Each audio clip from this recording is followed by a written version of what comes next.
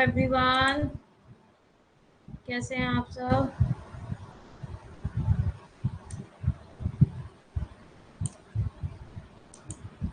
क्या कर सकते हैं, लाइट नहीं है आज एक्चुअली, इसीलिए वेरी गुड इवनिंग। लाइट नहीं है इसलिए कैमरा ऑफ कर दिया मैंने अपना।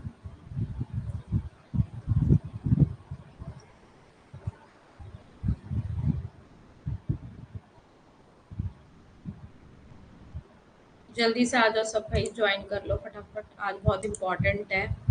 अगर आपके लिए, अगर आप रियली में एग्जाम क्लियर करना चाहते हो रियली में, तो आज का जो मैं आपको स्ट्रेटेजी बता रही हूँ, as a if you are a good student and you will crack JRF, so definitely you will use the today's strategies.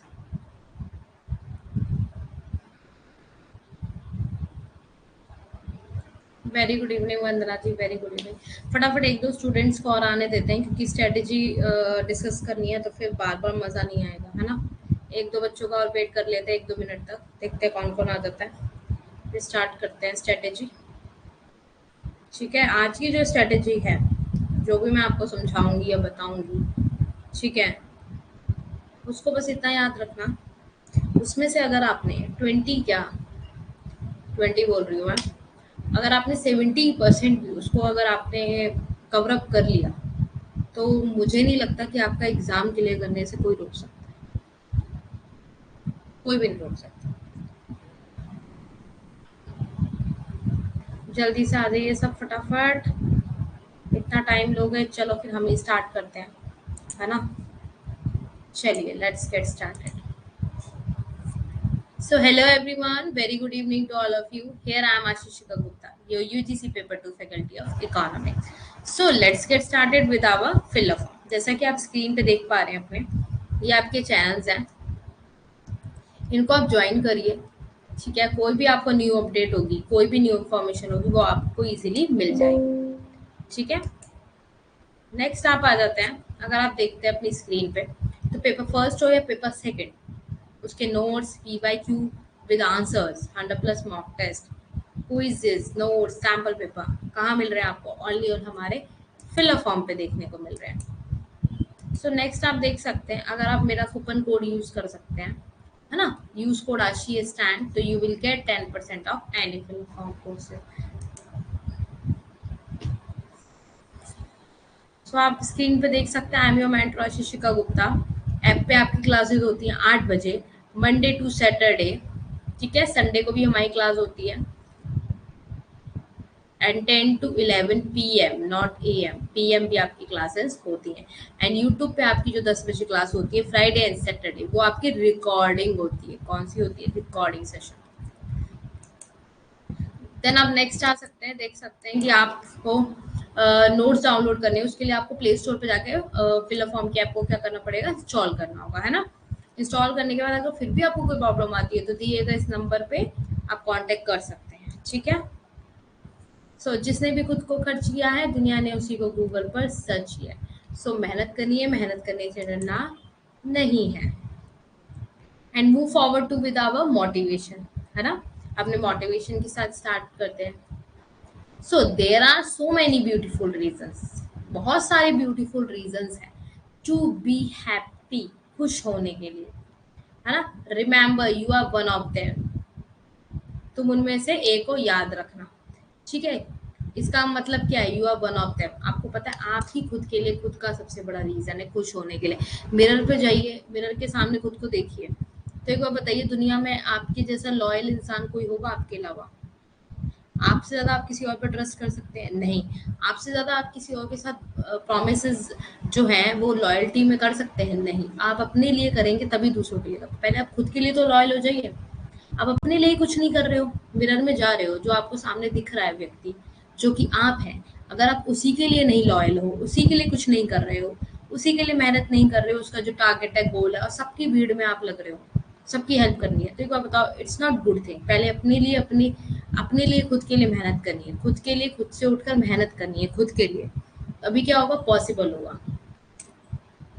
तो अच्छी सी एक स्माइल कर दीजिए, बिग स्माइल प्लीज। देन हम स्ट्रेटजीज को स्टार्ट करेंगे फिर। जल्दी से आ जाए बच्चे। मैंने बोला था सब आ जाना टाइम से। वेरी गुड इवनिंग रवीन, अच्छी बात है, आ जाओ भाई फटाफट। आज स्ट्रेटेजीज, जैसे कि आप सबको पता है आपकी एग्जाम डेट अनाउंस हो चुकी है। 6 टू आपका 20 दिसंबर तक आपका एग्जाम है। ठीक है, एज पर योर इंफॉर्मेशन आपको पता है। जून की भी आपकी डेट आ चुकी है, आपको पता है जून एग्जाम की भी आपकी डेट आ चुकी है, नो डाउट है ना, उसकी भी आपकी डेट आ चुकी है।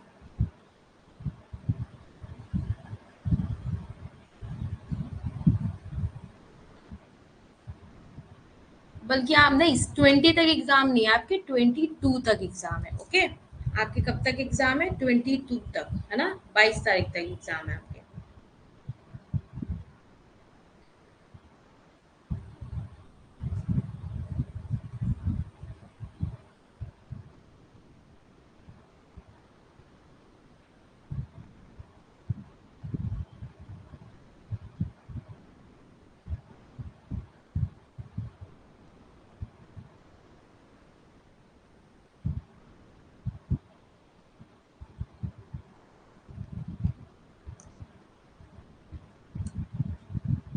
अब चलो बात कर लेते हैं आपकी स्ट्रेटेजी के बारे में, ठीक है।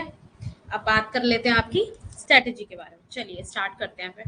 अच्छे से सुनना, पहले सुनना सिर्फ, अच्छे से सुनोगे, गुड लिसनर बनोगे, तभी आगे लाइफ में जा पाओगे, है ना। बाद में फिर बोलना कि यस मैम ऐसा करना चाहिए, बाद में अपनी क्वेश्चंस बताना, क्वेरी बताना।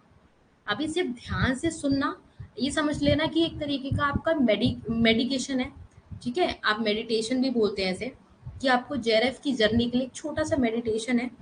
अच्छे से रिलैक्स हो जाइए जहाँ भी है, कोई टेंशन नहीं लेनी है, कोई फालतू की चीज़ अभी नहीं सोचनी है, ठीक है। सबसे पहले some most important strategies for crack UGC NET JRF 2023 December exam. Focus इस नंबर पे रखना ओनली, और इस पे रखना। आपका एग्जाम 2023 में दिसंबर में एग्जाम आपका क्लियर हो जाना चाहिए जेआरएफ। इसको अपना टारगेट बना लो, अपनी डायरी, फोन, हर जगह लिख लो, उसको वॉलपेपर बना लो, जो आपको सही लगे वो कर लो, ठीक है। फर्स्ट ऑफ ऑल आप एक चीज याद रखना, एग्जाम में देखो, हम दिन दिन भर में बहुत थकान होती है, हम बहुत सारे काम करते हैं, बहुत सारी चीजें करते हैं, ठीक है, बहुत सारी चीजें करते हैं। बट क्या आपको पता है हम सबके लिए सब कुछ करते हैं, जो भी हम अपने लिए भी एग्जाम की तैयारी कर रहे हैं। बट क्या होता है ना, कुछ बच्चे क्या करते हैं, एग्जाम्स को समझ लेते हैं कि यस ये आपका नेट का एग्जाम है और ये इसका सिलेबस है और हम इसको ऐसे पढ़ेंगे तो ऐसे क्लियर हो जाएगा। नहीं, क्या होता है ना, अगर आपको एग्जाम पता चल गया, आपको सिलेबस पता चल गया, तो इज इट नॉट इम्पॉर्टेंट कि आप एग्जाम क्लियर कर लो? क्यों? क्यों? उसका रीजन ये है, जब तक आपको सही गाइडलाइन, सही ट्रैक नहीं पता होता ना, तब तक आप लाइफ में कोई भी चीज कर रहे हो आप सही नहीं कर पाओगे। अब जैसे आप घर में जा रहे हो, अंदर किसी के घर में अंदर जा रहे हो, अब वहाँ पे दो स्टेयर्स हैं, दो तरीके की सीढ़ियाँ हैं, एक पे भी ऊपर जा रहे हो, दूसरे से भी ऊपर जा रहे हो, पर आपको डिफरेंस नहीं पता कि दोनों सीढ़ियाँ ऊपर की साइड ही क्यों जाती हैं। एक जाती है घुमाऊ होके, घूम कर जाएगी पूरा, एक जाएगी स्ट्रेट, तो आपको नहीं पता ना कि वो कैसे जाएगी, जब तक उस मकान में जो व्यक्ति रह रहा है वो आपको गाइड नहीं करेगा। समझ गए मेरी बात? अब आप जो घुमाऊ वाले रास्ते में अगर पहुंच गए तो घूमते घूमते घूमते घूमते रह जाओगे, आप घर में नहीं पहुंच पाओगे। अब पहुंचोगे भी तो कब पहुंचोगे? बहुत देर में, जो सब पहुंच चुके होंगे, तो तब कोई फायदा होगा क्या? नहीं। इसकी बात का कहने का मेरा मोटिव ये था कि आप लोग लाइफ में काफी चीजों को देखते हैं कि मैम उसने ऐसे नेट क्लियर कर लिया, मैम उसने 12 घंटे पढ़ के मैम नेट क्लियर कर लिया, मैम जेआरएफ उसका एक बार में क्लियर हो गया। एवरीबडी इज नॉट सेम, ये बात याद रखना, ठीक है। हर किसी का लक काम दे जाता है, समझ रहे हो, किसी की मेहनत काम करती है। पर इसका मतलब ये भी नहीं कि मैम हम मेहनत नहीं करेंगे, लक पे रहेंगे। मेहनत और लक दोनों चीजें बहुत इंपॉर्टेंट है। अगर आप 70% मेहनत कर रहे हैं ना, तो 30% आपका लक भी है। बट अब जब 70% मेहनत ही नहीं करोगे तो 30% कहाँ से आपके लिए कुछ हो जाएगा? नहीं होगा ना। तो सबसे पहले अपने माइंड को रिलैक्स कर लो, एकदम रिलैक्स, और मेडिटेशन, योगा करना शुरू करो सुबह उठकर। 10 मिनट सही पर करो। उसका रीजन क्यों क्यों करोगे? उससे क्या होगा, आपको क्लैरिटी मिलेगी चीजों की। आप जो पढ़ रहे हो ना, आज जैसे मैं पढ़ रही हूँ, अब मैंने पढ़ लिया एग्जाम से रिलेटेड, हाँ मेरा एग्जाम आ गया। अब क्या हो रहा है, कुछ बच्चे पैनिक हो रहे होंगे कि भाई एग्जाम आ गया, एग्जाम आ गया, एग्जाम आ गया, पढ़ना है, पढ़ना है, पढ़ना है। नहीं, ये नहीं होना चाहिए। हमें क्या करना है, आराम से एग्जाम की डेट आई है, हम क्या करेंगे, एक कॉपी लेंगे सबसे पहले, ठीक है। हमने कॉपी ले ली, कॉपी उठाई हमने, उसमें हमने सबसे पहले लिखना है टारगेट। अपना टारगेट क्या है, आपका आपका टारगेट है जेआर, ठीक है। अब उसमें आपको जो भी चीजें आपको लगती हैं day to day life according, आप उसमें मेंशन कर दीजिए। बट इतना याद रखना, बड़े बड़े शब्दों में लिख देना, nothing is impossible, nothing is, कुछ भी नामुमकिन नहीं। अगर आप चाहो तो 1 महीने के अंदर नेट एग्जाम क्लियर कर सकते हो जेआरएफ का, याद रखना। देन अब आप ये भी सुन लो, every year 11 to 12 lakh, 13 lakh students क्या करते हैं, फॉर्म फिल करते हैं, ठीक है। कितनों का रिजल्ट आता है भाई, 6%, और जेआरएफ का तो उससे भी कम कट ऑफ जाता है, 1% पे जाके कहीं। तो मेरे कहने का मोटिव ये है, इट्स नॉट द डाउन होना कि मैम इतने बच्चे फॉर्म भरते हैं, इतनों का ही होता है। भाई आपको इससे मतलब नहीं है, आपको सिर्फ ये मतलब होना चाहिए, बस आपको ये पता होना चाहिए कि हमारे नेट में कॉम्पिटिटर्स कितने हैं। दैट्स वाई मैंने ये लाइन आपको बोली है कि इतने लैक्स बच्चे आपके उसमें आपके साथ कॉम्पिटिटर्स होते हैं आपके। बट एक बात ये भी याद रखना कि अगर आप लाइफ में कुछ भी करना चाहते हो ना, देखो मैं आपको चाहे यहाँ पे सिलेबस लिख के बता दूं कि आपके पास, जैसे मान लो आपके पास 2 पेपर्स हैं, पेपर फर्स्ट जो कि कॉमन होता है, इसमें भी आपको पता है आपकी 10 यूनिट्स हैं। देन सेम आपकी पेपर सेकंड इकोनॉमिक्स, वो भी आपके पास क्या है, 10 यूनिट्स हैं इसमें, इसमें भी क्या है आपकी 10 यूनिट्स है। चाहे पेपर फर्स्ट हो चाहे पेपर सेकंड हो, दोनों में आपकी बोथ यूनिट्स कितनी है, 10। अब मुझे नहीं पता कि आप लोगों का दिनचर्या क्या है, ठीक है। अब आपको यहाँ पे टाइम मैनेज करना है कि मैम हम लोग 10 यूनिट्स तो पेपर फर्स्ट में भी है, एंड मैम पेपर सेकंड में भी मेरे पास 10 यूनिट्स है, ठीक है। तो आपको इसे कैसे मैनेज करना है, ठीक है। सुबह उठिए, मैं अपनी स्ट्रेटेजी बता रही हूँ, मुझे आप अपने आप को इसके अकॉर्डिंग ढाल सकते हैं। अगर 5 AM अगर आप उठ जाते हैं, 5 AM वेकअप अगर उठ जाते हैं ना, तो ये समझ लेना कि आपने लाइफ में बहुत बड़ा सक्सेस स्टार्ट कर दिया लेना। क्यों? क्योंकि अगर जो बच्चा 5 से 5:30 बजे उठ जाता है तो नथिंग इज इम्पॉसिबल, याद रखना इस चीज को। क्यों? क्योंकि आप 5 बजे उठे हो तो 6 बजे तक आपने स्टडी कर लिया, ठीक है। स्टडी किया, जो भी अपना काम वाम करके 6 साढ़े 6 बजे तक स्टडी कर लिया। देन आपने क्या किया, जो भी आप अपना नहाने धोने का आपने अपना पूजा वगैरह जो आप वर्शिप वगैरह करते हैं, ठीक है, वो आपने कर ली 7 बजे तक, 7:30 बजे तक मान लो, ठीक है। 7 से 8 आपका ब्रेकफास्ट डन हो गया, ठीक है। 6 to 7 आपका अनादर थिंग्स हो गई, आपको पता है। देन आप कहाँ आ जाते हो, 7 to 8 में आपने ये कर लिया। फिर आपको क्या करना है, अगर जो 8 to 9, 8 to 10, आप 8 पे नहीं, 8:30 बजे ले लो, 8:30 बजे ले लो, 8 to 10 आपने क्या किया, पेपर फर्स्ट उठाया और उसकी जो 10 यूनिट है उसमें से 1 यूनिट उठा ली, ठीक है। देन आपको क्या करना है, जो सेकंड डे होगा, 6 डे होते हैं आपके, एक आपका संडे होता है, संडे अपने आप को ऑफ दे दो, थोड़ा सा कहीं घूमने फिरने जाओ, अपने आप को माइंड को ठीक रखो थोड़ा, ठीक है, फ्रेशन अप करने के लिए रख दो। कोई क्लास हो रही है तो उसे ले लो, अपना जो एजुकेटर है, जैसे मैं आपकी एजुकेटर हूँ इकोनॉमिक्स की, तो मैं आपको पढ़ा रही हूँ तो पढ़ लो, आप टेंशन मतलब पूरे दिन अपना अपना फ्रीली रहो। 10 बजे आपने पढ़ लिया, उसके बाद आपने 10 to 10:30 है ना, 10 to 10:30 आपने क्या किया, अपना जो भी है फ्रूट्स वगैरह जो भी आपने टेक इन करने हैं, आपने इनटेक करने हैं, वो आपने कर लिया। फिर आपने क्या किया, आधे घंटे का आपने गैप ले लिया। फिर आपने क्या करा, चलो आधे घंटे 1 घंटे का ले लो, 11 से 12:30 फिर आपने पढ़ा, या 1 बजे तक पढ़ा आपने, आप अपने अकॉर्डिंग देख लो।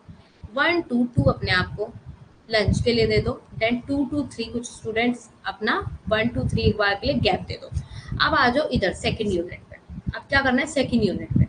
अब आप 3 बजे उठे, 3:30 बजे उठे, अब क्या करना है आपको, 3 बजे से लेके 5 बजे तक लगातार बैठ के पेपर सेकंड लगाना है, बैठ के पेपर सेकंड आपने लगाना स्टार्ट कर दिया, ठीक है। अगर आप 3 to 5 इधर बेटर ना हो के पेपर सेकंड, अगर इधर बेटर हो रहे हो तो अपना टाइम आप क्या कर सकते हो, फ्लेक्सिबल कर सकते हो अपने अकॉर्डिंग, इसमें थोड़ा चेंज भी कर सकते हो, ठीक है। फिर 5 to 6 आपने क्या किया, 5 5 to 5:30 आपने स्नैक्स वगैरह का टाइम आपका हो गया, आपने ले लिया, ठीक है।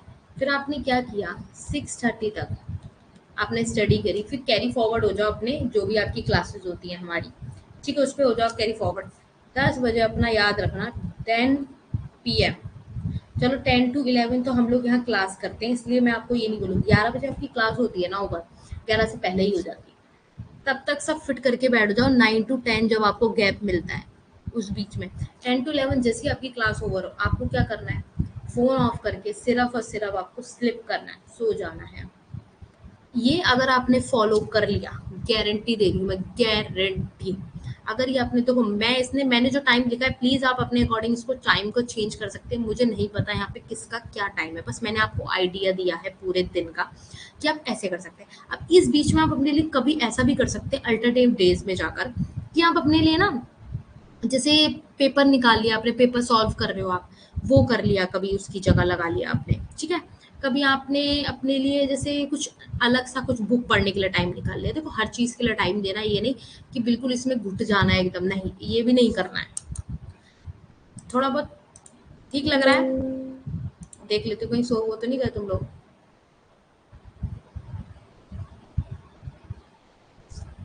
ठीक, समझ में आ रहा है।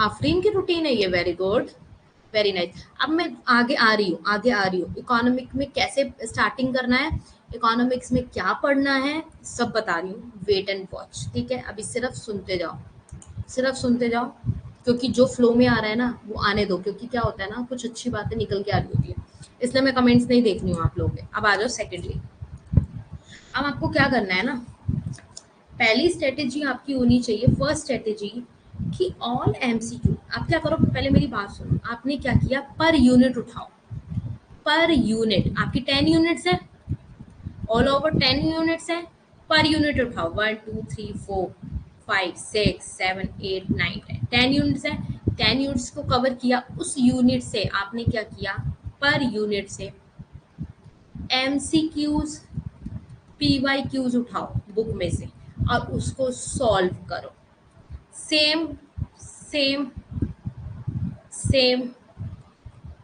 सेम सेम सब में करना है ये, फर्स्ट से लेके 10 यूनिट्स तक आपका, चाहे आपका पेपर फर्स्ट हो चाहे पेपर सेकंड हो, यूनिट वाइज आपको एमसीक्यूज खोजने हैं अपने अकॉर्डिंग, इतनी मेहनत आपको खुद करनी पड़ेगी। और बाकी मैं आपको क्वेश्चंस कराए हैं मैंने काफी ज्यादा, और आपको पता है सर ने भी काफी अपलोड कर रखे, उसमें से देखिए जाके, ठीक है। उसमें आपने कर लिया, चाहे पेपर सेकंड हो चाहे पेपर फर्स्ट हो, यहाँ पे आपके भी 10 यूनिट्स हैं, यहाँ पे भी आपको सेम यही स्ट्रेटेजी अपनानी है। अब आपको क्या करना है, आपने ये चीजें कर ली, आपने ये चीजें कर ली, ठीक है। अब आपको क्या करना है, सबसे पहले मैनेज योर टाइम, ठीक है। और इसको कॉपी में नोट डाउन करना है, ये जो सॉल्व करोगे ना इसको कॉपी में नोट डाउन करना है, कॉपी में नोट डाउन करते रहना है, ठीक है। अब क्या करना है, सबसे पहले मैनेज योर टाइम, जो कि मैंने आपको बता दिया, अपना टाइम क्या करना है, मैनेज करना है। अच्छा, अब कई कई स्टूडेंट्स क्या करते हैं, सुनो, ये मैनेज योर टाइम तो आपको बताइए, आप खुद ही करोगे अपना। कई स्टूडेंट्स क्या करते हैं, मैं आपको बताती हूँ, वो सिर्फ क्या करते हैं, यूनिट फर्स्ट पढ़ ली, हो गया, यूनिट सेकंड पढ़ ली, हो गया, यूनिट थर्ड पढ़ ली, हो गया, नहीं, सिर्फ पढ़ते पढ़ते पढ़ते पढ़ते चले जाते हैं, कभी उसके एमसीक्यूज पीवाईक्यूज प्रैक्टिस नहीं करते, जो कि ये गलत है, आपको करनी चाहिए। जितनी यूनिट्स कवर अप हुई है उसके अकॉर्डिंग आपको एमसीक्यू पीवाईक्यूज कर रहे हैं, क्योंकि एग्जाम में आपकी थ्योरी काम नहीं आती, आपके क्वेश्चंस काम आते हैं, जो कि बच्चे ये बहुत ज्यादा मिस्टेक करते हैं, ठीक है। देन आपको कंसिस्टेंसी मैंने आज के टॉपिक में भी समझाया था, कंसिस्टेंसी अगर जिस स्टूडेंट में नहीं है, वो कभी भी कोई भी एग्जाम क्लियर नहीं कर सकता, करेगा भी तो बाय लक कर लेगा, जो भी आप समझ लें। अगर कंसिस्टेंसी नहीं है, चाहे आप कल को टीचर भी बनते हो, तो ये आपके अंदर रेगुलरिटी होना बहुत जरूरी है। और एक बात याद रखना, अपने सेल्फ नोट्स बनाओ, अपने सेल्फ नोट्स बनाओ, और इसे क्या करते रहो, रिवीजन करते रहो, revision daily, up to date करते रहो, मतलब समझ रहे हो, जैसे आप व्हाट्सएप को अप टू डेट करते हो ना प्ले स्टोर पे जाके, ऐसे आपको रिवीजन करना है डेली, तो अप टू डेट हो जाओगे, ठीक है। और एक बात याद रखना, इस लाइन को याद रखना, वर्क स्मार्टर नॉट हार्डर। अब भी जो काम करना है ना वो स्मार्ट करना है, हार्ड वर्क से इतना काम नहीं है। स्मार्ट आपके स्मार्टनेस जो है ना वो भी आपको जब आप मान लो हार्डर में आ जाता है कि आप सारी थ्योरीज पढ़े जा रहे हो हार्ड हार्ड हार्ड, अब स्मार्टली आप उसके एमसीक्यूज पीवाईक्यूज तो लगा ही नहीं रहे, तो कैसे होगा, नहीं होगा ना। तो सबसे पहले आपको उसको करना होगा। अब आ जाते हैं हम लोग कि मैम हम लोग ये बताओ कि हम लोग कौन से टॉपिक में कौन सी यूनिट्स को ज़्यादा से ज़्यादा पढ़ें। ठीक है, जिसके लिए मैं अभी आपके लिए अब मैं लिख लिख के आपको बताऊंगी कि आपको कौन सी यूनिट किस में कितनी कितनी पढ़नी चाहिए। ठीक है, कोई कुछ कह तो नहीं रहा भाई?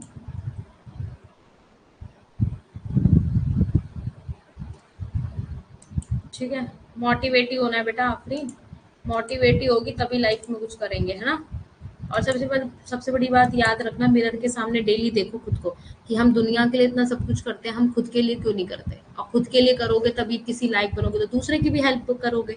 जब आप खुद ही अभी कुछ किसी लायक नहीं हो तो दूसरे की कहाँ से हेल्प करोगे। अब आप आ जाइए पेपर सेकंड।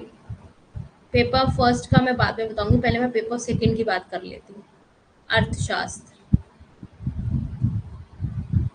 कि आपका क्या क्या इंपॉर्टेंट है। अब आप आ जाइए व्यष्टि।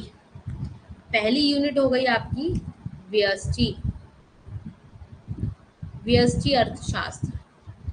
ठीक है, जिसे आप बोलते हैं माइक्रो, माइक्रो इकोनॉमिक्स। ठीक है, अब इसमें क्या क्या इंपॉर्टेंट पढ़ना है। सबसे पहले कंज्यूमर का, कंज्यूमर का व्यवहार। ठीक है, उपभोक्ता का व्यवहार याद रखना, उपभोक्ता का व्यवहार पढ़ लो। ठीक है, फिर इसके अंदर आपका एक गेम थ्योरी आता है, अभी मैं पढ़ाऊंगी आपको आगे। गेम थ्योरी ये भी इम्पोर्टेंट है। ठीक है, याद रखना ये भी बहुत इम्पोर्टेंट है। और आपका इसके अंदर हिग्स का, स्लट्सकी का, है ना, स्लट्सकी वगैरह ये भी मैं आपको पढ़ाऊंगी।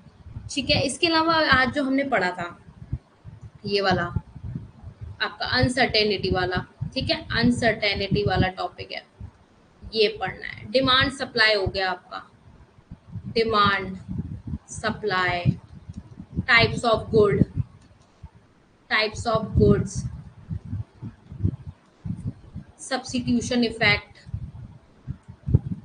Substitution good. ठीक है, इंफीरियर, गिफिन, नॉर्मल, जो मैंने पढ़ाए थे ना सारे, वेवलेन, बैंड वैगन, ये सब पढ़ लेना, बहुत इंपॉर्टेंट है, बहुत बहुत बहुत ज्यादा। कॉस्ट वाला बहुत इंपॉर्टेंट है आपका। ठीक है, पढ़ लेना, ये बहुत जरूरी है। कल्याण अर्थशास्त्र एक इसके अंदर है, कल्याण अर्थशास्त्र। ठीक है, ये कुछ चीजें हैं इसमें जो कि आपकी बहुत ज्यादा जरूरी है। समझ गए, ये आपका था माइक्रो की बात कर ली मैंने। अब आ जाओ इधर,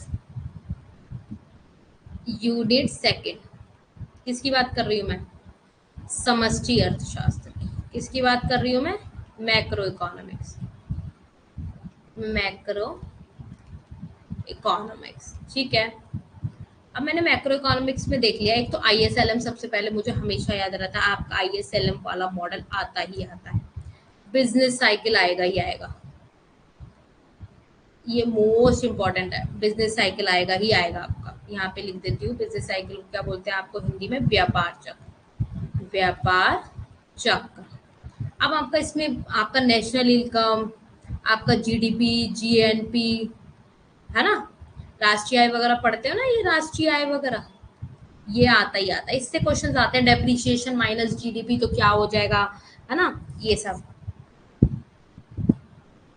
आपका गुणक वगैरह के क्वेश्चंस आते ही आते हैं, गुणक, त्वरक, ये सब आते ही आते हैं आपके। ठीक है, एमयू मनी वगैरह, एमयू आप MU1 MU2 MU3 वाले भी क्वेश्चंस आते ही आते हैं आपके। ठीक है, फिलिप्स कर्व आपका आता ही आता है, फिलिप्स कर्व से आपके क्वेश्चन आते ही आते हैं। ठीक है, डिमांड फॉर मनी आएगा आपका, डिमांड फॉर मनी में ही आपका वही आ जाता है MUM वगैरह। ठीक है, मुद्रा की मांग, मुद्रा की मांग, ये इम्पोर्टेंट है। ठीक है, ये बहुत ज्यादा इम्पोर्टेंट है, मतलब कहते हैं ना इनसे क्वेश्चन आते ही आते हैं निकल। अब यूनिट थर्ड देख लेते हैं। यूनिट थर्ड, जिसमें कि सुनो मेरी बात ध्यान से। अब आप यूनिट थर्ड की बात करेंगे, अब आप कहेंगे मैम स्टैट्स वगैरह में।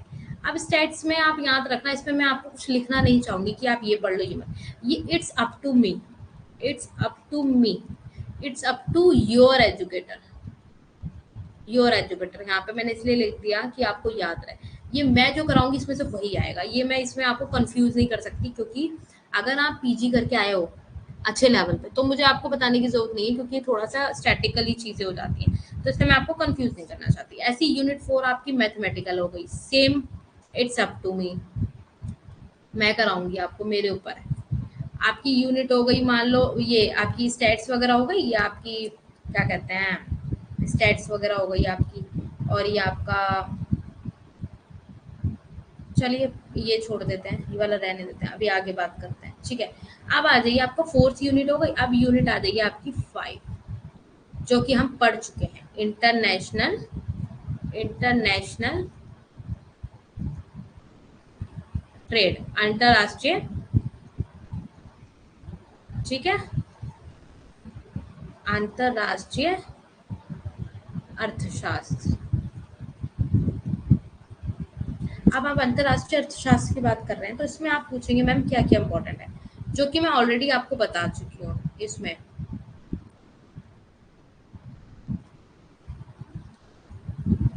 ठीक है, ये सब आपका बहुत इंपॉर्टेंट है इसके अंदर। एंड देन आप देख सकते हैं इसके अंदर, मैंने आपको इसके अंदर काफी थ्योरीज पढ़ाई थी इंटरनेशनल में, आपकी एडम स्मिथ की हो गई, है ना, काफी सारी चीजें पढ़ाई थी इसमें, व्यापार की आपकी शर्तें वगैरह पढ़ाई थी मैंने, बिजनेस की क्या वो होती है, शर्तें होती हैं आपकी, व्यापार की शर्तें, ये इम्पोर्टेंट हो जाता है आपका। ठीक है, और इसके अलावा आप इसके अंदर विनिमय करते हैं, ट्रेड करते हैं, ठीक है, कंपैरेटिव वगैरह जो भी आता है आपका, रिकार्डो वगैरह, वो सब इसमें इसी की है, कंपैरेटिव रिकार्डो है ना, मोदी गिलाने की, इनोवेशन हो गई आपकी, ठीक है। ये सब, ये जितनी भी चीजें हैं इसके अंदर आपको पता है, मैं बता चुकी हूँ सब किसमें, इसमें क्या है, वेरी वेरी इंपॉर्टेंट, ठीक है। राशि पतन वगैरह होता है हमारा, हम लोग पढ़ते हैं ना, इसमें राशि पतन वगैरह हो जाता है हम लोगों का, ठीक है। तो ये सब इसमें मोस्ट इम्पोर्टेंट है। बाकी मैंने जितना आपको पढ़ाया है ना इंटरनेशनल में, वो आपको काफी अच्छा पढ़ाया है, और उतना ही पढ़ाया जितना आएगा, तो उसको रिवाइज कर लेना सारा सारा। देन आगे चलते हैं, आगे और यूनिट्स को कवर अप करते हैं, तो उसके लिए शीट लेनी होगी।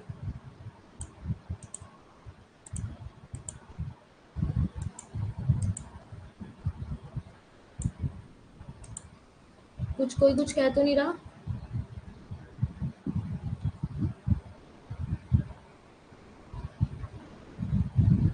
हाँ, लगभग सभी इंपॉर्टेंट है, पर कुछ चीज ऐसी हो जाती है ना, जैसे उनसे क्वेश्चन आएगा ही आएगा, जैसे मार्क्स की थ्योरी आ गई आपकी इंटरनेशनल में, आएगा ही आएगा उससे क्वेश्चन, आपको कोई नहीं। इनोवेशन हो गया आपका, मैंने आपको सिखाई थी, आपको मैंने रोस्टो की थ्योरी में, थ्योरी के अंदर मैंने आपको 5 स्टेजेस पढ़ाई थी बहुत अच्छे से, वो आएगी ही आएगी आपकी। एडम स्मिथ की थ्योरीज हो गई, कंपेरेटिव हो गई, ये सब आता ही आता है, और मोस्टली इसमें यही आता है, मैच द फॉलोइंग ही आता है ज्यादातर, कि सुम्पिटर की थ्योरी किसकी थी, तो आपको इधर इधर मैच द फॉलोइंग आएगा, इनोवेशन, है ना। लाइफ साइकिल वाली किसकी थी, मोदी गिलानी की, ऐसे करके क्या आता है, क्या आता है इसमें, काफी अच्छा। मैम गलती से टाइप हो गया, काफी अच्छा टाइप हो गया आफरीन, ये तो ऐसा लग रहा है तिरंगा है, वेरी गुड, बस,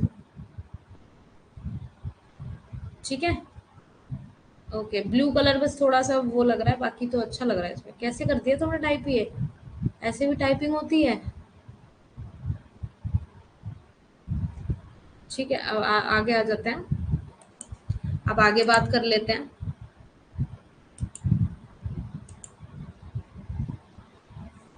5 यूनिट के बारे में समझ लिया आपने। अब यूनिट 6, ठीक है, यूनिट 6 समझ लेते हैं। अब यूनिट 6 कौन सी है आपकी, ग्रोथ एंड डेवलपमेंट, जो कि मैं आपको करा चुकी हूँ, ग्रोथ एंड डेवलपमेंट, ठीक है। इसके अंदर आपको पता है आर्थिक समृद्धि क्या होती है, आर्थिक समृद्धि, ठीक है, आर्थिक विकास क्या होता है, जो ग्रोथ एंड डेवलपमेंट, आर्थिक विकास इसी को बोलते हैं, ठीक है, आर्थिक विकास। अब इसमें क्या क्या इंपॉर्टेंट है आपके लिए, PQLI, HDI, SDG, ये सब क्या है आपका इम्पोर्टेंट है। सोलो हो गया, हेराडोमर हो गया, ठीक है, जॉन रॉबिन्सन हो गया, जॉन रॉबिन्सन, कॉल्डर, ये सब मैंने पढ़ाया था उसमें, याद है आपको? रोस्टो की थ्योरी हो गई, मार्क्स की हो गई, ठीक है, मार्क्स हो गई, रोस्टो हो गई, ठीक है, ये सब किस में है इसमें? और बिग बुश थ्योरी पढ़ाई थी मैंने आपको, ठीक है, ये सब क्या है इसमें? और फिर आप एक टाइम पे आके फिर क्या करते हो, लिंग की बातें करते हो, स्वास्थ्य से रिलेटेड आपकी, ठीक है, सामाजिक क्षेत्र की जब आप बात करते हो, स्वास्थ्य आ जाता है उसमें, शिक्षा आ जाती है, और लिंग, ठीक है, ये आपकी हो गई 6th यूनिट। अब आप बात करेंगे यूनिट 7 की, पब्लिक इकोनॉमी की।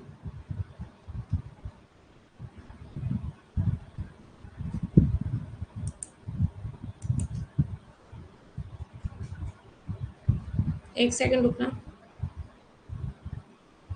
हाँ, अब बात कर रहे हैं हम लोग,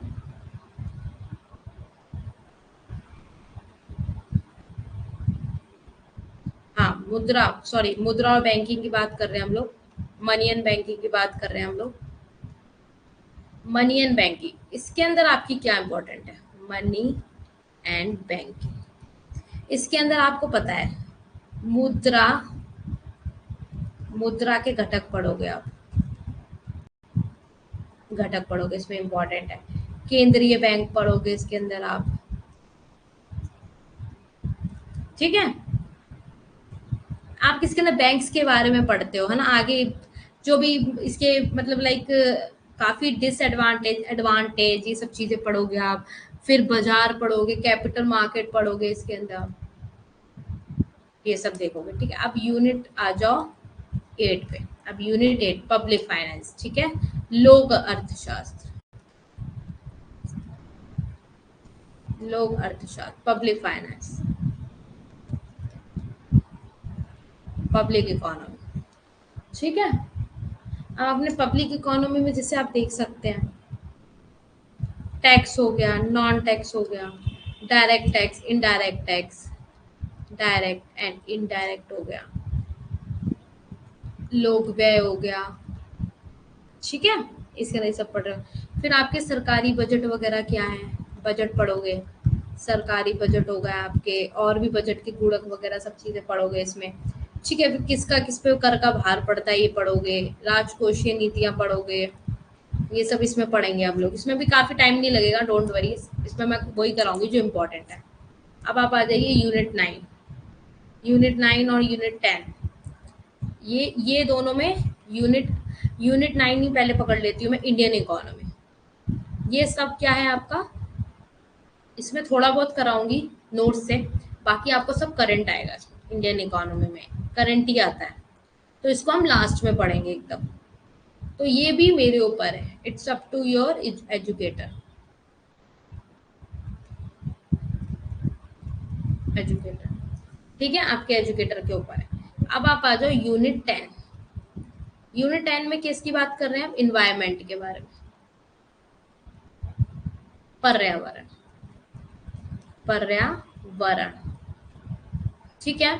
इसमें भी हमें आपको अपने अकॉर्डिंग समझाऊंगी, कॉस्ट थ्योरम वगैरह हो गई इसमें,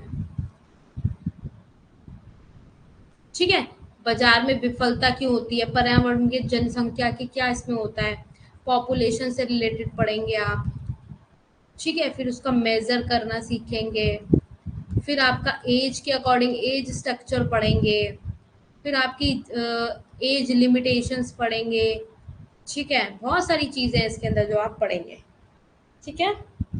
तो ये सब चीजें तो आपने देख ली यूनिट्स में कि क्या क्या हमें पढ़ना है, बट याद रखना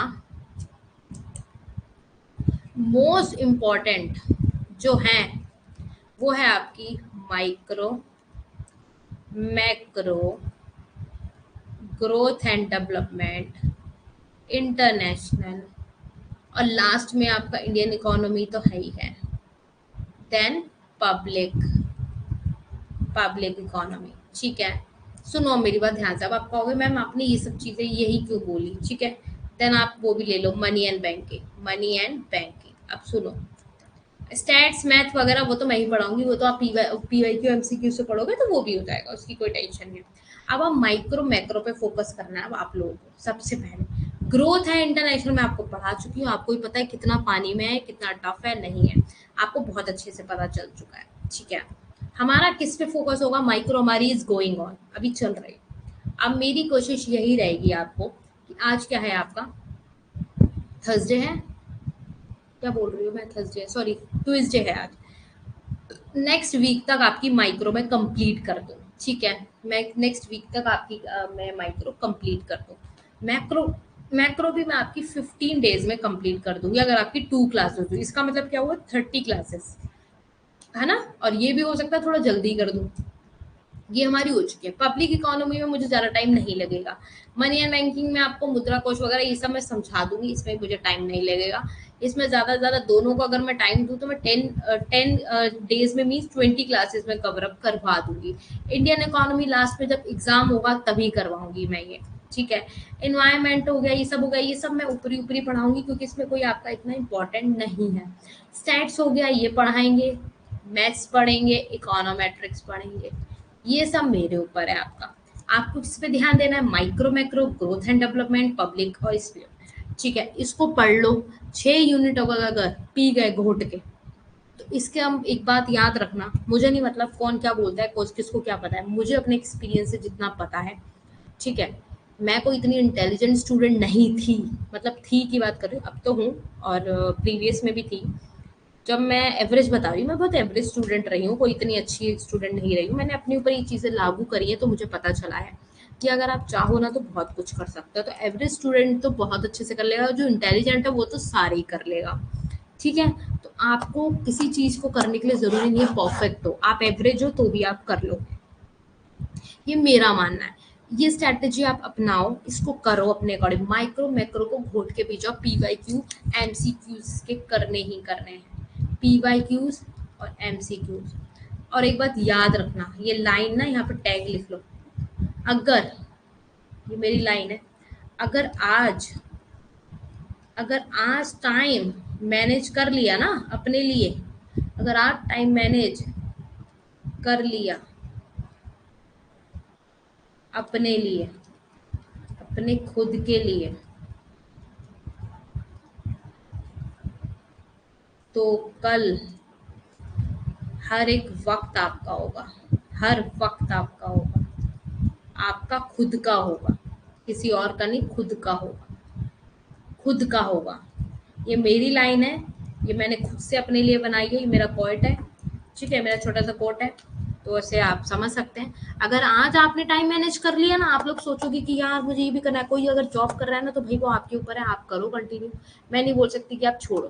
बट अगर आपको जेआरएफ क्लियर करना है, जेआरएफ की जर्नी में रहना है, तो 1-2 महीने के लिए प्लीज अपनी जॉब को ड्रॉप आउट कर दो। अगर अभी नहीं कर सकते तो सितंबर में मत करो, अक्टूबर में भी मत करो, नवंबर में कर लो, और दिसंबर में स्टार्टिंग में एग्जाम हो जाएगा, फिर कंटिन्यू कर लेना, 1 महीने की बात होगी बस। तो जो भी अगर जॉब कर रहा है अक्टूबर में, प्लीज अपनी जॉब को ड्रॉप आउट कर दीजिए, क्योंकि जॉब के बाद थके हारे आते तो माइंड को भी एक रिलैक्स चाहिए होता है, इसके लिए भी एक अलग एक आपको एटमोसफेयर चाहिए होता है। और पानी ज़्यादा से ज़्यादा पियो, अच्छा भोजन खाओ, अच्छा खाना खाओ, योगा करो, मेडिटेशन करो, ठीक है। और अपनी डाइट अच्छी रखो, ऐसी डाइट रखो जिससे नींद ना आए ज़्यादा, फ्रूट्स खाओ, कच्ची सब्जियां खाओ, सॉटे कर करके सूप पियो, है ना, जूसेस पियो। जितनी ज़्यादा ऑयली चीज़ें खाओगे उतनी नींद आएगी, उतना आलस आएगा, उतनी चीज़ें आप भूलोगे। तो ये सब आपको, ये भी बहुत इंपॉर्टेंट है, ये तो मैंने, मुझे पता है ये बहुत पर्सनली चीज़ें होती हैं, तो मैं आपको बता रही हूँ। समझ में आ रहा है?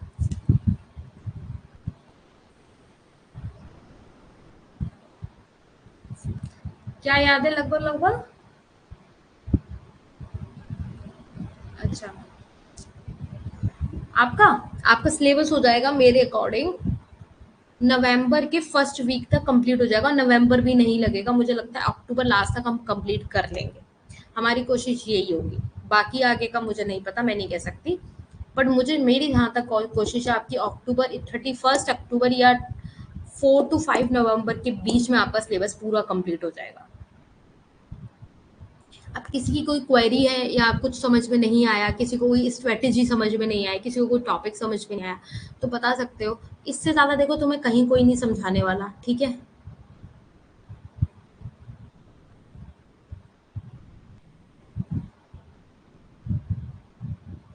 मैम स्लाइड वाला करिएगा।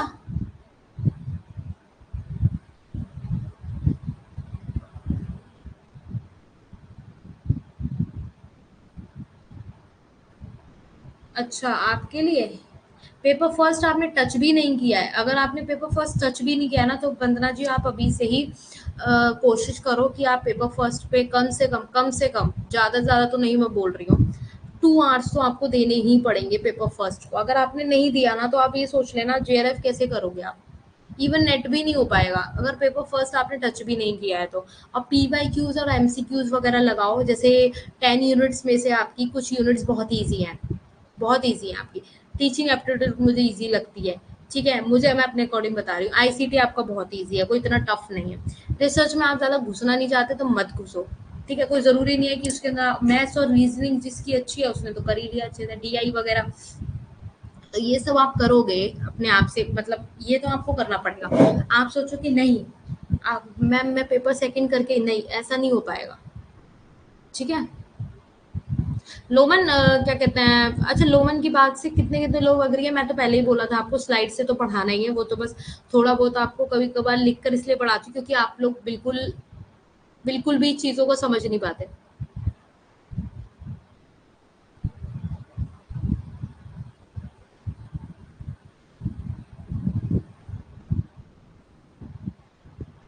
अगर आपके पास नोट्स बना हुआ है पेपर फर्स्ट का, तो आप पेपर फर्स्ट के नोट्स पढ़ना चालू कर दो मेरे हिसाब से, ठीक है। पेपर फर्स्ट पे भी पूरा ध्यान दो, वरना जी पेपर सेकंड करोगे तो पेपर कभी भी क्लियर नहीं होगा। याद रखना, पेपर फर्स्ट करना भी बहुत ज़रूरी है, उतना ही ज़रूरी है। और आपको पीवाईक्यू और एमसीक्यूज लगाने चाहिए, और जो यूनिट आपको इजी लगती है उसको कॉन्सेप्ट क्लियर कर लो उसमें। समझ रहे हो आप मेरी बात? उसमें पूरा अच्छे से कॉन्सेप्ट क्लियर कर लो अपना अच्छे से। आईसीटी वगैरह में ज़्यादा टाइम तो जाएगा नहीं, आपके ऊपर है, आप उसे अपनी तरीके से कर सकते हो टाइम मैनेज करके।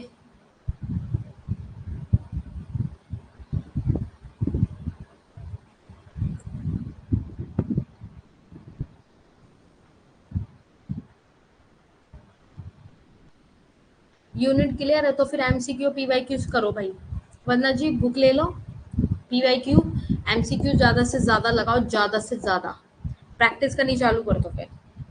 अगर आपके कॉन्सेप्ट क्लियर है, यूनिट वाइज क्लियर है, तो बहुत अच्छी बात है। आप ऐसा करो, पीवाईक्यू और एमसीक्यू लगाओ। सबको यही बोलूंगी मैं, पीवाईक्यू एमसीक्यू ज़्यादा से ज़्यादा लगाओ। और किसी को कोई और क्वेश्चन करना है तो प्लीज़ पूछ लो। आप फ्री, नन्हे, रविन, तुम लोगों का कोई क्वेश्चन नहीं है? कुछ नहीं पूछना?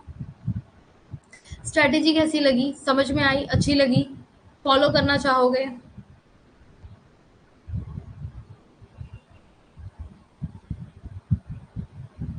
आज पता ही नहीं चला टाइम कहाँ निकल गया, बट ये बहुत इंपॉर्टेंट है आप सबके लिए, याद रखना। आज टाइम निकाल लोगे, मैनेज कर लोगे, तो कल आपका हर टाइम।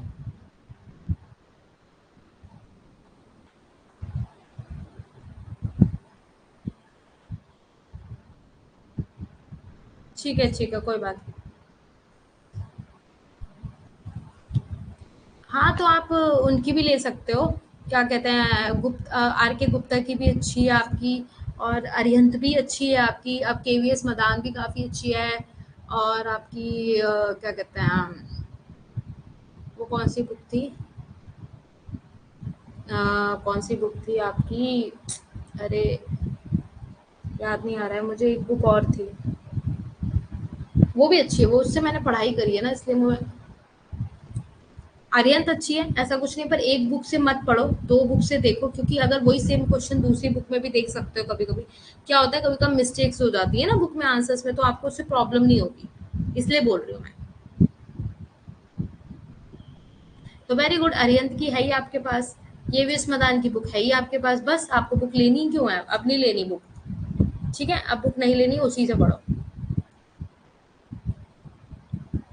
इन देखो, बुक्स तो सारी अच्छी होती हैं, बात ये होती है पढ़ने वाला बच्चा होना चाहिए, है ना।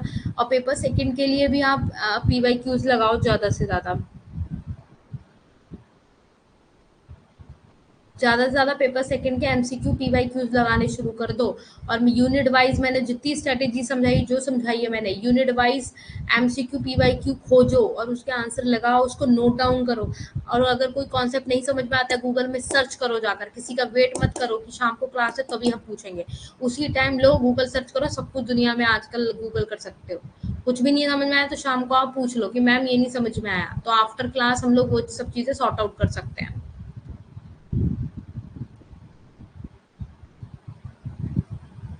आज गांठ बांध लो ये वाली बात। आज कितनी डेट है? 19 सितंबर है। आज 19 सितंबर, ओनली 10 डेज लेफ्ट है आपके इसमें जाने के लिए, क्या कहते हैं आपका, सितंबर जाने के लिए। अक्टूबर है, नवंबर, 30 डेज लगाओगे तो भी 60 डेज एंड 70 डेज मान के चलो, ओनली 70 डेज यू हैव। उधर उधर के मत गिनना, दिसंबर के मत गिनो, ओनली 70 डेज की स्ट्रेटेजी अगर अपनाओगे ना।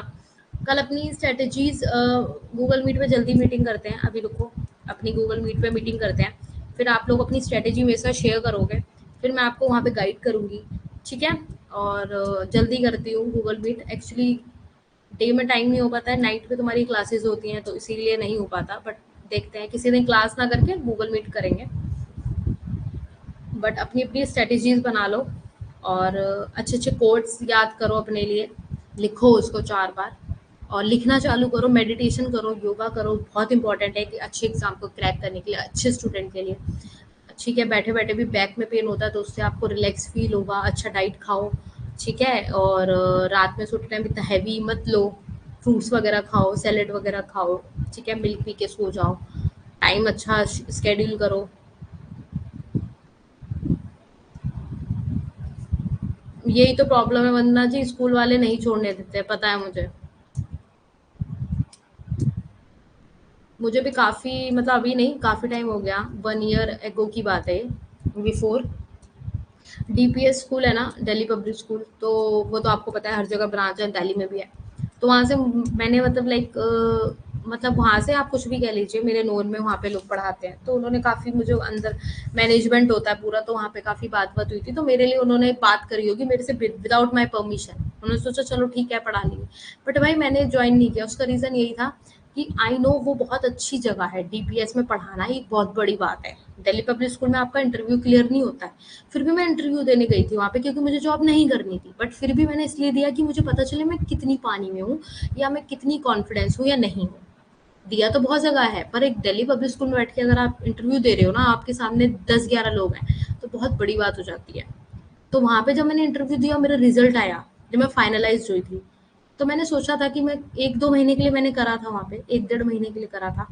मैंने आगे कंटिन्यू नहीं किया, बट उसका रीज़न यही था, 1-2 महीने करने का भी रीज़न यही था कि किसी के बिहाफ पे मुझे बात बताई गई थी वहाँ पे, तो उसकी मुझे बात वहाँ रखनी पड़ी। अगर मैं नहीं जाती तो बहुत बड़ा एक लेवल है यार, मतलब दिल्ली पब्लिक स्कूल एक बहुत बड़ी जगह है, उसमें तो लोग जाने के लिए तरसते हैं। तो बट मैंने ज्वाइन किया, मुझे पता है वो लोग आपका वो आपको ऐसे नहीं लीव इट कर रहे हैं, बट मैंने पहले ही उन्हें बता दिया था। बट ठीक है, आगे एटमॉस्फेयर अच्छा हुआ, फिर मेरा भी मन लगा, बट मैं कंटिन्यू नहीं कर पाई। क्यों? क्योंकि मुझे आगे बहुत कुछ करना था, तो इसीलिए। मुझे पता है स्कूल वालों का यही फंडा होता है। तो अब मैं इसके लिए आपको क्या आंसर दूँ? बस वंदना जी यही बोलूँगी, आप घर भी देखते हो, आपके बच्चे भी हैं, आपको सब देखना है, तो आप ये देख लीजिए बस आपकी हेल्थ पे फ़र्क ना पड़े, और जितना आप पढ़ सकते हो उतना पढ़िए, ठीक है? इससे ज़्यादा मैं और क्या बोल सकती हूँ आपको। बट अगर किसी को बहुत अच्छे स्कूल्स में जॉब मिलती है भाई, तो छोड़ना मत, ठीक है? आगे कंटिन्यू कर सकते हैं, हम भी कर सकते हैं, बट कुछ बड़ी चीज़ों के लिए थोड़ा बहुत करना पड़ता है सैक्रिफाइस। मेरा तो गलत हो गया भाई, फाइनली।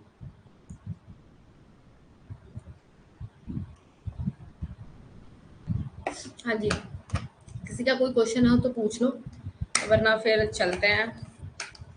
ओके,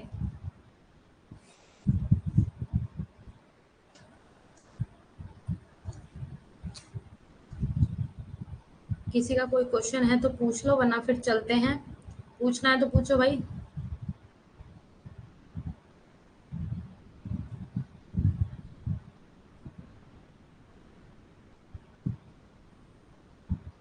किसी को कुछ नहीं पूछना? क्यों? किसी को कुछ नहीं पूछना है क्या?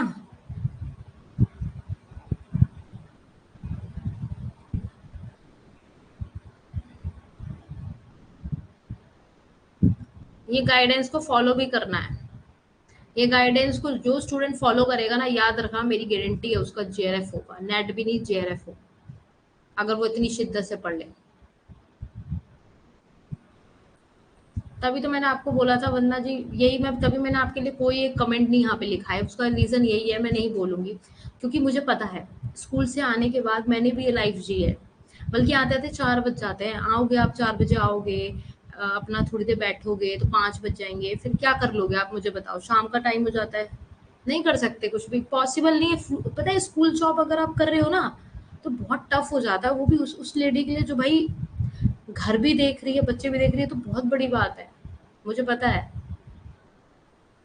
तो ये तो करना ही नहीं भाई, हेल्थ वेल्थ पे ध्यान दो सबसे पहले, और अभी से सोच लो, मैंने इसलिए इस बात को इतना हाँ, स्कूल छोड़ दिया, बढ़िया किया आफरीन, क्योंकि आज तुम्हारा नेट निकल जाएगा ना, जेएफ निकल जाएगा, तो तुम्हें कल को कोई दिक्कत नहीं होगी। वरना जी आप कोशिश करना, अभी तो नहीं, नवंबर में 1 मंथ के लिए ऑफ ले लेना, मेरे अकॉर्डिंग अगर आप बात करो प्लीज कर लेना, बात करके देख लेना, कुछ भी बोल देना। 1 मंथ के लिए ड्रॉप आउट को तो करना पड़ेगा, कैसे भी करो, कोई भी ऐसा बहाना आप लगा सकते हो अपने अपने तरीके से, आपको पता है आपकी साइड से आप कैसे कर सकते हो, ये तो आपको पता है ना। तो आप ये देखो कैसे कर सकते हो, बट एक अभी मत लो, अक्टूबर तक मत लो ऑफ, नवंबर में ले लो।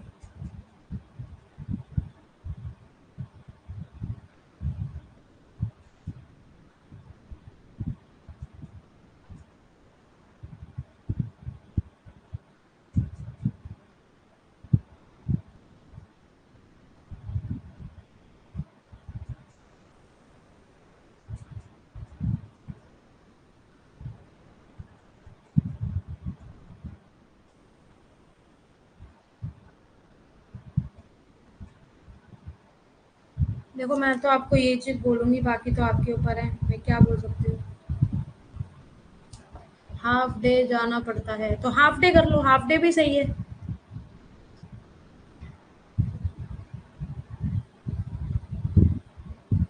अगर हाफ डे के लिए अलाउ कर रहे हैं तो हाफ डे कर लो, कोई दिक्कत नहीं, हाफ डे में आ तो जाओगे कम से कम, हाफ डे तो होगा आपके पास।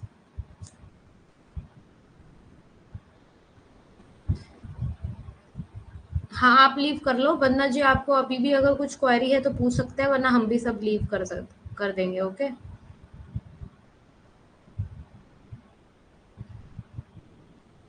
Okay okay, half day meal रहा है तो इट्स वेरी गुड, बाकी आप देख लेना अपने अकॉर्डिंग, है ना। बाय बाय, ओके चलो फिर चलते हैं, ऑफ लेते हैं फिर, bye bye, good night, take care everyone, okay, God bless you all.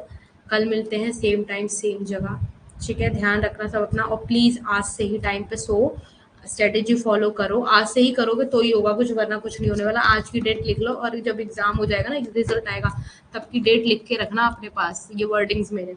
अगर जो बच्चा आज से मेरे मेरे टाइम टेबल के अकॉर्डिंग चल गया ना, लिटरली बोल रही हूँ, उसका भाई कोई रोक नहीं सकता एग्जाम, क्योंकि मुझे पता है कि आप इतनी मेहनत करने के बाद तो ऐसा हो ही नहीं सकता कि आपको कोई प्रॉब्लम आएगा एग्जाम में। बाकी मैं बैठी हूँ, ठीक है, okay, God bless you all, bye bye.